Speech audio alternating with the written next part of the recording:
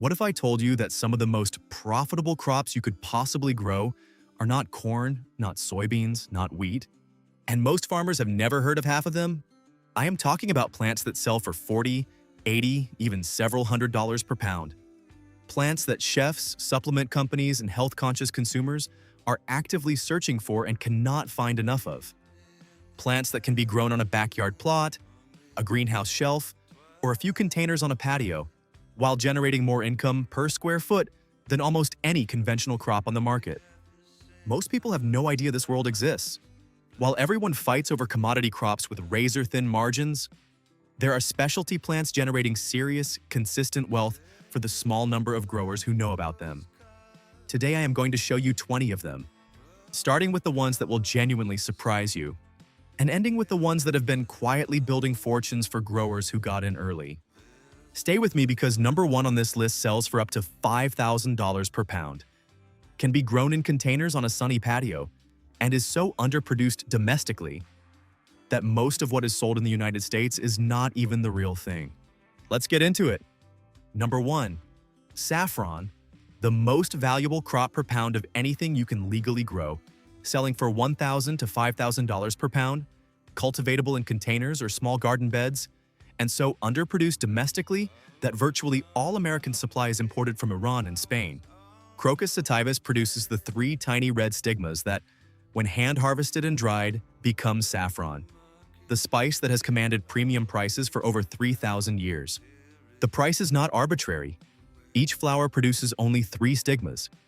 It takes approximately 75,000 flowers to produce a single pound of dried saffron. Most of that labor happens in a 2-week harvest window in autumn.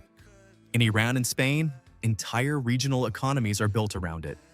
In the United States, almost none is grown commercially, which means the domestic supply gap is enormous and the pricing opportunity for small growers who enter the market is real. Here is what makes saffron viable for small-scale producers. The bulbs are planted in late summer, the flowers bloom in autumn, and the harvest window, though labor-intensive, is brief. You do not need acres. 30 square feet of well-drained soil can produce a meaningful first harvest. The math changes completely when your crop sells for $1,000 a pound instead of a few cents.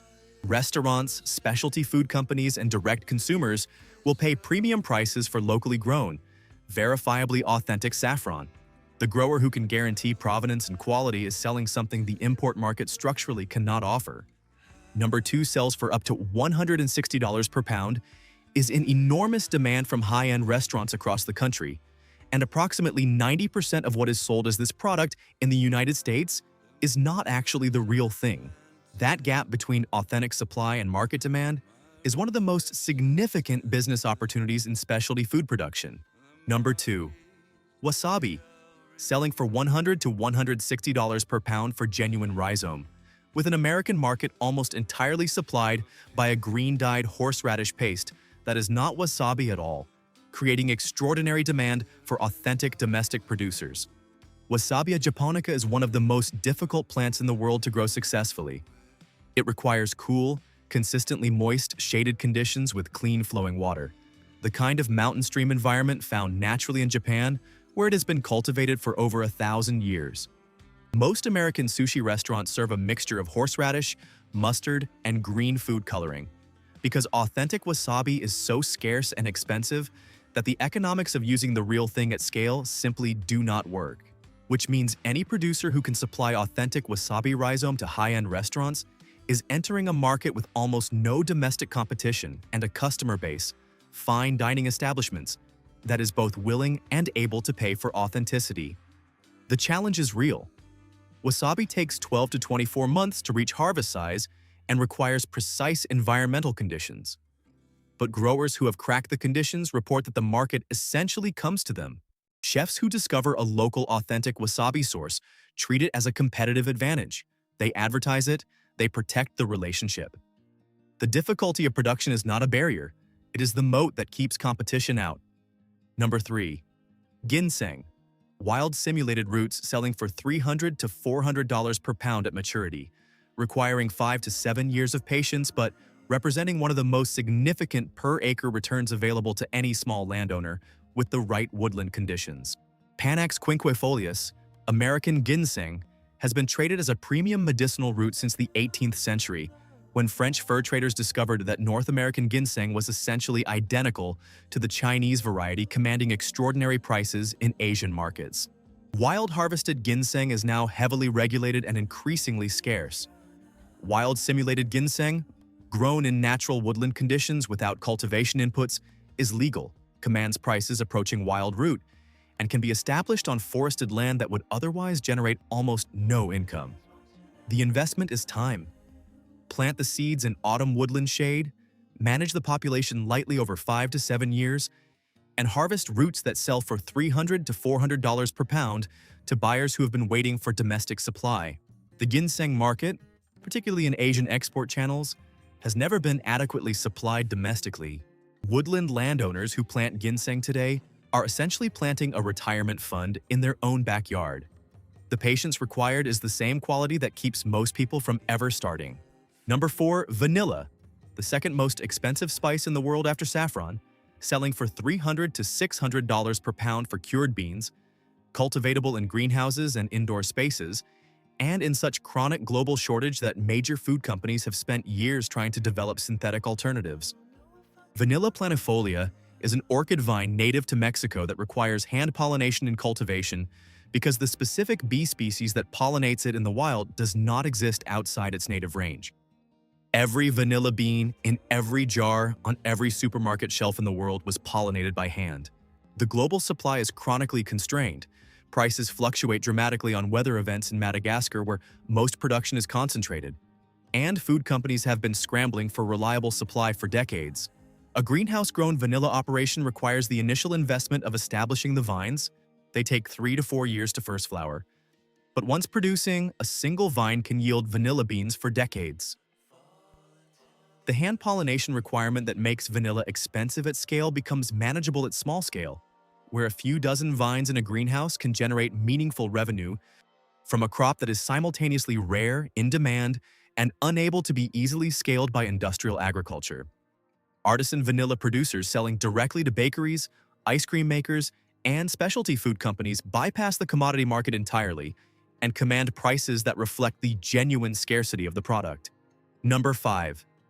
Duckweed. The aquatic plant most people dismiss as pond scum, selling for $20 to $60 per pound dried, studied by NASA as a potential food source for space missions, and containing 40 to 45% protein by dry weight. Higher than soybeans, higher than most animal feeds. Lemna and Wolfia species are the fastest growing plants on Earth, doubling biomass in 24 to 48 hours under optimal conditions. The protein content alone justifies the price. 40 to 45% complete protein with all essential amino acids in a plant that requires no soil, minimal inputs, and can be produced in simple ponds or tanks. NASA studied duckweed for space missions because of its extraordinary nutritional density and growth efficiency. The markets are diverse and growing. Supplement companies for plant protein powder, aquaculture operations for fish feed, health food producers exploring human consumption formats, and animal feed manufacturers discovering it as a sustainable high-protein alternative to imported soy. The business case is straightforward. You can grow significant quantities of duckweed in a relatively small water surface area with low operational costs, at prices that reward the producer who understands what they have. Most people see a pond covered in green and want to clear it. The grower who sees 45% protein at $60 a pound sees something entirely different. Number 6. Yaupon holly, the only caffeine-producing plant native to North America, selling for $30 to $70 per pound, growing wild across the southeastern United States, and sitting at the intersection of the local food movement, the tea alternative market, and a genuinely unique product story that no imported tea can replicate. Ilex vomitoria produces caffeine-containing leaves that Native American peoples across the Southeast brewed as a ceremonial and daily beverage for centuries before European colonization. The plant grows as a hardy, drought-tolerant shrub across a broad swath of the American Southeast, requires essentially no cultivation inputs once established, and can be harvested for tea production from wild populations or cultivated stands. The tea it produces is smooth, pleasantly flavored, and caffeinated without the gastric effects some people experience with coffee. The market opportunity is exceptional. Consumer interest in tea alternatives is growing rapidly. Local and regional food sourcing is increasingly valued by consumers willing to pay for it, and Yaupon is the only caffeinated crop with a genuinely American provenance story. It can be positioned as the original American tea, because that is exactly what it is. Most of what has been grown wild and overlooked for 3 centuries is sitting in the southeastern United States waiting for producers who understand its market value. Number 7. Sichuan pepper, selling for $40 to $80 per pound, producing a unique, tingling, numbing sensation on the tongue that no other spice in the world replicates. And in such genuine scarcity domestically that high-end restaurant chefs actively seek out reliable local suppliers. Xanthoxylum species produce the husks that create the signature mala sensation central to Sichuan cuisine. A simultaneous heat and numbing effect from hydroxy-alpha-sansule that is pharmacologically distinct from the heat of chili peppers and completely irreplaceable in authentic preparation. Sichuan cuisine is experiencing a sustained rise in American fine dining and home cooking. The demand for authentic Sichuan pepper, not the inferior dried imports that lose much of their volatile oil profile during shipping, has created a genuine market for domestic producers who can deliver fresh or recently dried product. The plants grow in temperate climates, begin producing within a few years, and are long-lived once established.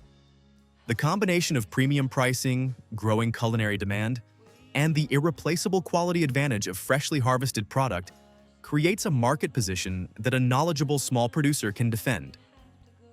What costs $40 to $80 per pound and cannot be substituted by anything else occupies one of the most protected positions in specialty food production.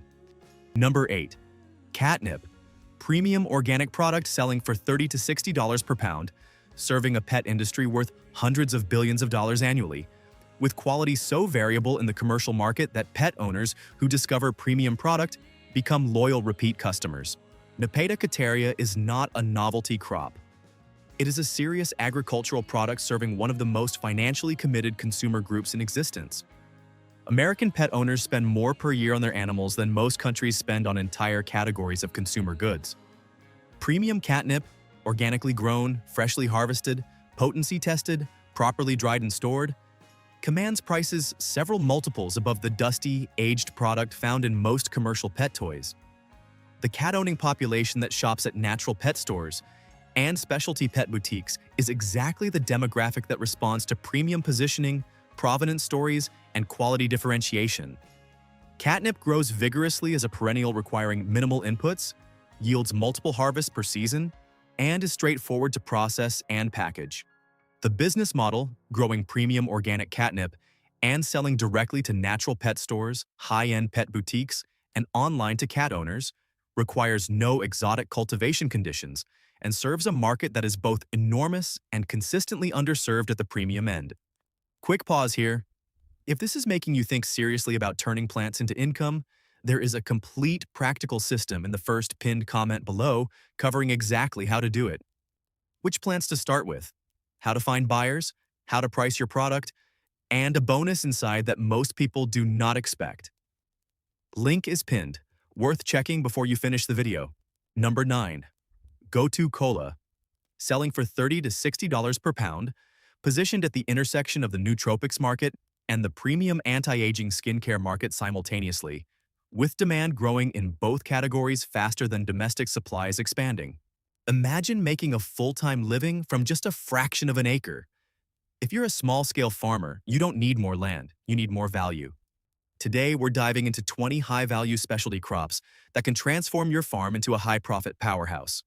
Centella asiatica has been used in Ayurvedic and traditional Chinese medicine for centuries, primarily for cognitive function and wound healing.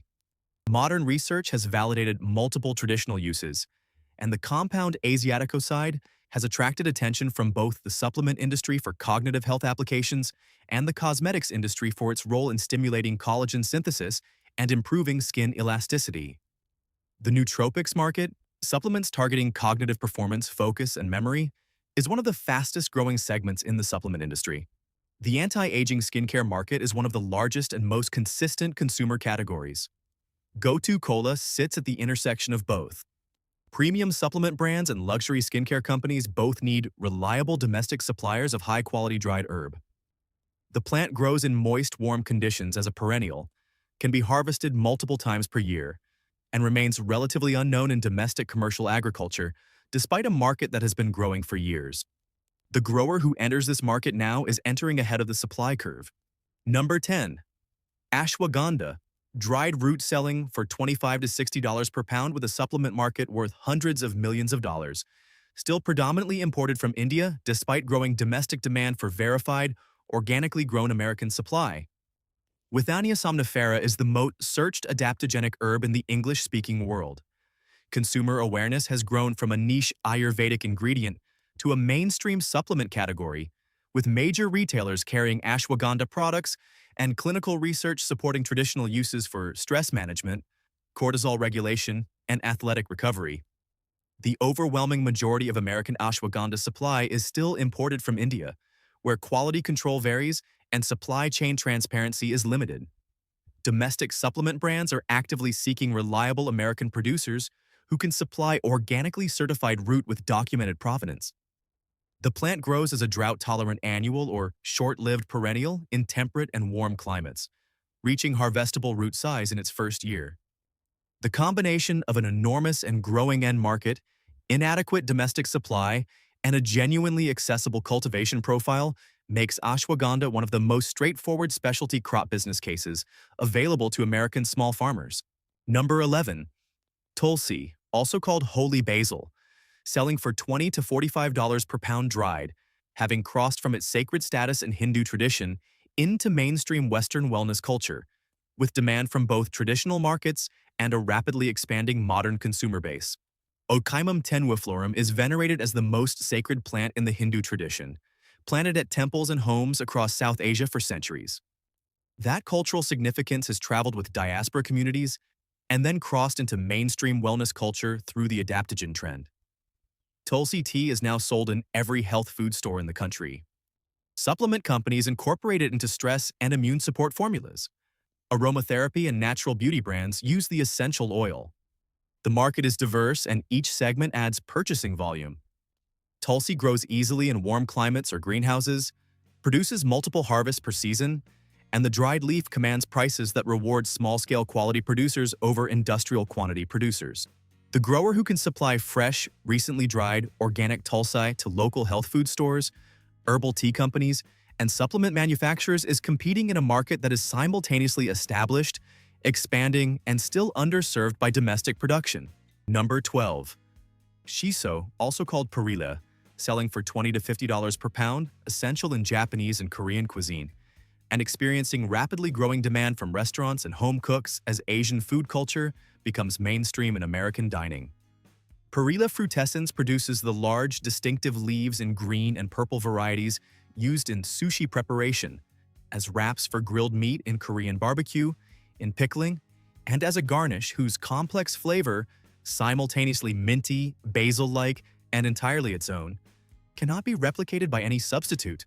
Japanese and Korean restaurants are opening in markets across the country, and they all require shiso. Home cooks pursuing authentic Asian cuisine are discovering it and struggling to find it consistently in mainstream grocery stores. The supply is nearly absent outside of specialty Asian markets in major metropolitan areas. A local grower supplying fresh shiso to restaurants creates a relationship that is difficult to displace because the alternative, inconsistent specialty market supply or expensive shipping, is genuinely worse. Shiso grows easily as an annual in warm weather, reseeds prolifically, and can be harvested continuously through the growing season. The window between current demand and current domestic supply represents one of the cleaner business opportunities in specialty herb production. Number 13.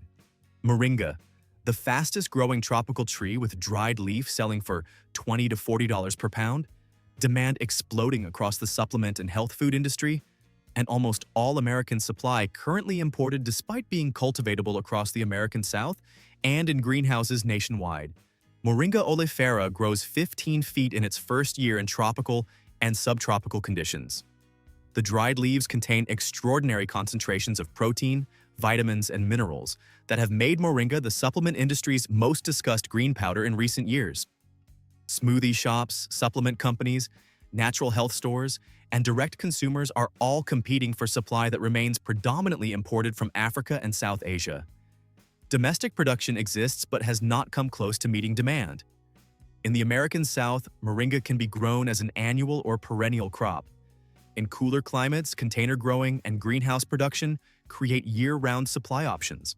The grower who establishes reliable domestic moringa production and builds direct relationships with supplement companies and health food retailers is entering a market where the primary competitive advantage is simply being local and consistently available, qualities that the import supply chain structurally cannot offer. Number 14.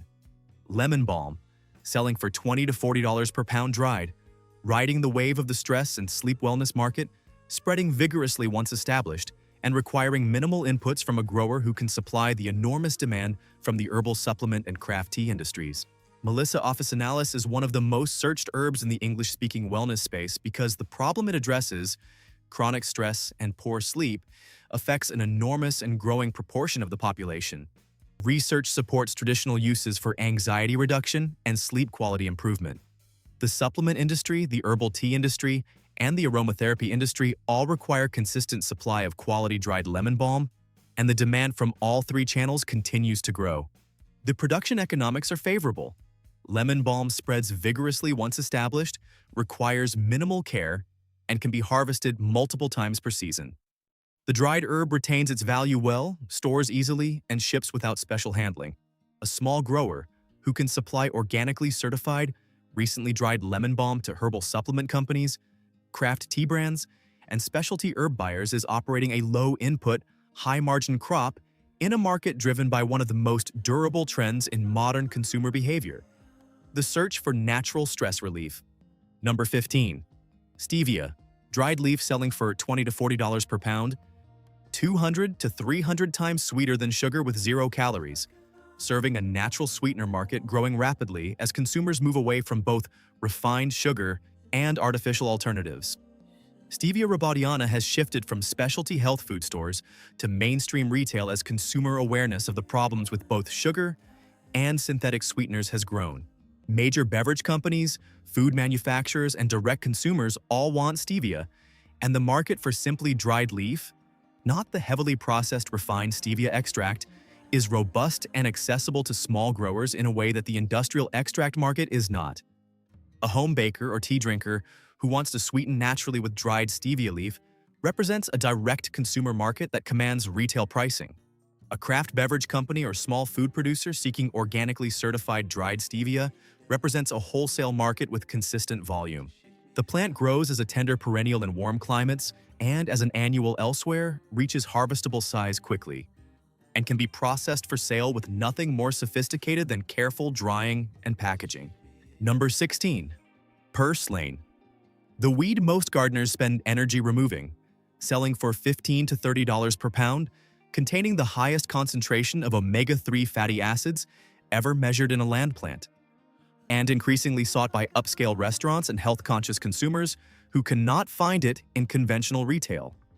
Portulaca oleracea grows prolifically with essentially 0 inputs, spreads rapidly in warm weather, and produces a succulent, slightly lemony green that is simultaneously one of the most nutritionally dense plants in common existence, and one of the most undervalued in Western food culture.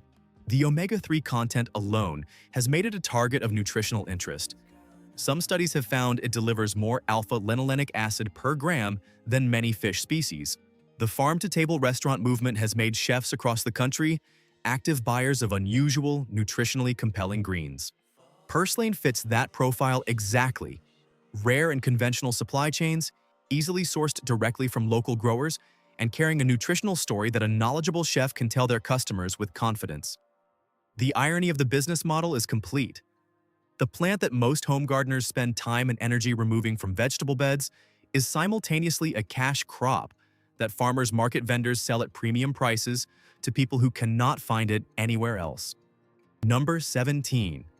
Lovage, the chef's secret ingredient virtually unknown to home cooks, selling for $15 to $30 per pound, with an intense, complex flavor that no common herb replicates, and a market limited almost entirely to high-end restaurants willing to pay for what they cannot find through conventional distributors. Levisticum officinale tastes like celery crossed with parsley, crossed with something entirely its own. A deep, aromatic, savory complexity that chefs use to add dimensionality to stocks, soups, sauces, and garnishes in ways that no standard herb achieves. The supply is essentially absent from conventional food distribution. A chef who wants lovage must either grow it, find a local grower, or go without. Most go without, which means the local grower who approaches restaurants with fresh lovage is filling a genuine culinary need rather than competing for shelf space. The plant is a perennial that returns reliably each spring, grows vigorously, and can be harvested continuously through the growing season.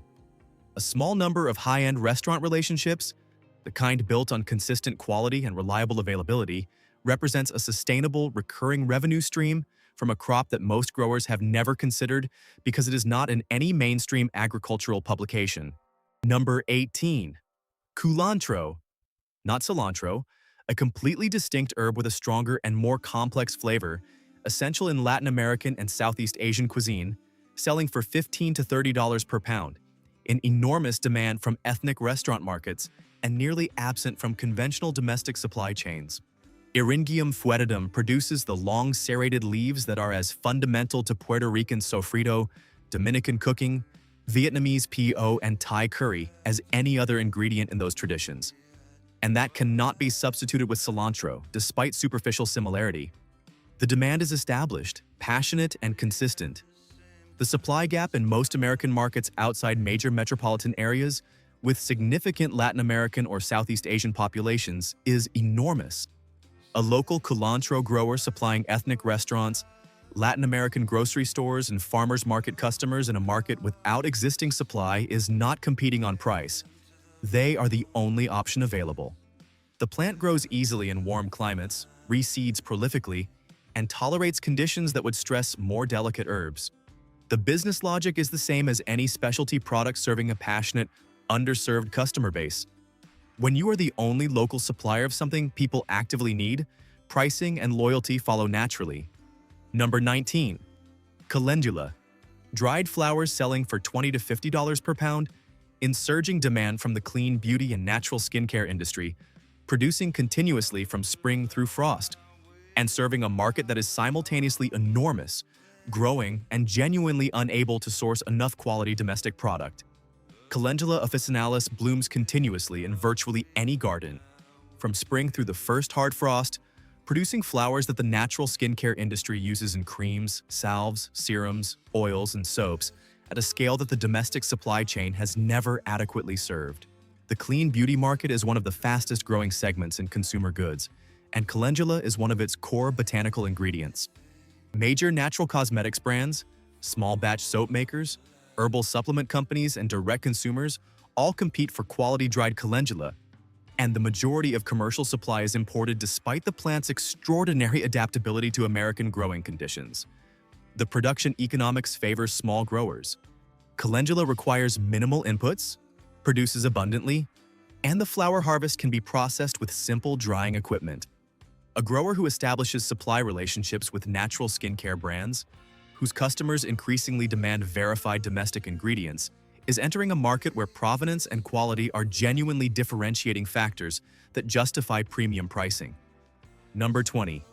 Hyssop, the forgotten herb making a comeback through the craft tea movement, selling for $20 to $35 per pound, with biblical and historical significance that gives it a narrative as compelling as its flavor, and a market returning after a century of neglect.